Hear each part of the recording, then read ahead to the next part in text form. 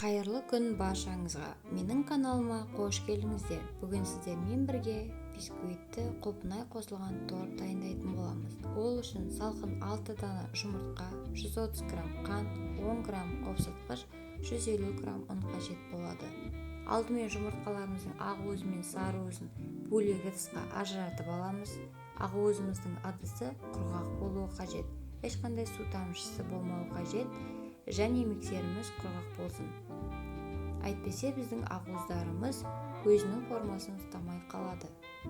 Бірінші жай жылдамдықта ақуызымызды миксерлейміз. Содан соң қантымызды қосып, жылдамдығымызды көбейтіп миксерлейтін боламыз. Осылайша біздің ақуызымыз өзінің формасын өте жақсы ұстайды. Ыдысымызды төңкергенде ақуыздарымыз ақпауы қажет. Енді сары уыздарымызды аппақ қылып көпіргенше миксерлейміз. Дайын болған массамызға ақ уызымызды миксердің көмегінсіз лопаткамен астыдан жоғарыға қарай массамызды басып алмай араластырамыз. Сосын електен өткен ұн және қопсытқышымызды қосып массамызды түйіршік қалдырмай араластырамыз. Дайын болған массаны 180 градуста қызып тұрған пеште 30-40 минут пісіріп аламыз. Мен 22 диаметрлік форманы алдым, астына пергамент төседім. Ішіне ешқандай май жақпаймыз. Әйтпесе біздің бисквитіміз көтерілмей қалады. Дайын болған бисквитімізді суытып, оны 4 бөлікке бөлдім. Енді кремін дайындаймыз. Ол үшін 33-35% салқын қоюлатылған сүт қажет, 600 грамм, 300 грамм ірімшік сыры қажет, 60 грамм қант ұнтағы қажет. Алдымен ірімшік сыры және қант ұнтағын миксерлеп алдым. Содан соң құрғақ ыдыста қоюлатылған сүтті бірінші жай жылдамдықта, содан соң жылдамдығымызды ақырындап қоса отырып миксерлейтін боламыз. Дайын болған кремімізге ірімшік сыры және қант ұнтағы қосылған массамызды қосып 30 секунд жай жылдамдықта миксерлейміз.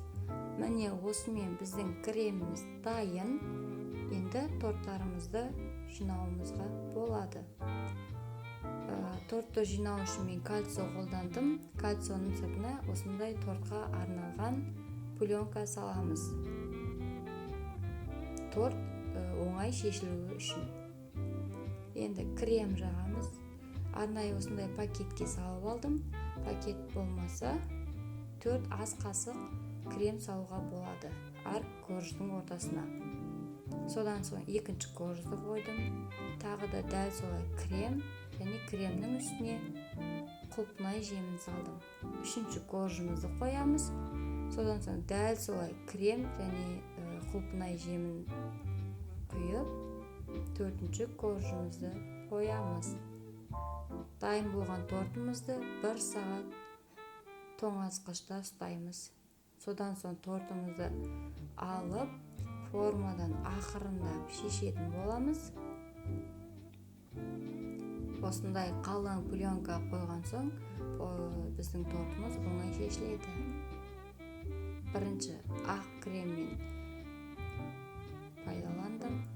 Содан соң кремімізге сәл қызыл свет қосып, қызылтау қылып, тортымыздың шетін және үстін осылай шпательдің көмегімен кремді жағып шықтым. Сіздерде торттың кальциясы болса, айналдыра отырып тортты әрлеуге болады. Сол кезде өзінің формасын жақсы ұстап, тортымыз тегіс болып шығады. Содан соң тортымызды әрлейміз. Әркім өзінің қалауынша жемістермен, немесе шоколадтармен, макаронстармен әрлеуге болады. Мен орео печеньесін және шоколадтарды қолданып, осылай оформление жасадым. Шетіне осындай конфеттерді септім. Неше түрлі тортқа арналған, яғни присепка. дайын болған тортымызды 2 сағат тоңазытқышта ұстаймыз. Ол өзінің кремін бойына жақсы сіңіруі үшін. Міне осымен біздің тортымыз дайын. Баршаңызға жасап көрулеріңізге кеңес беремін. Бисквиті өте оңай және 3-ақ ингредиенттен тұрады. Торттың ұнаса, менің каналыма тіркеліп, лайк, комментарий қалдырып, колокольчик батырмасын басамыз.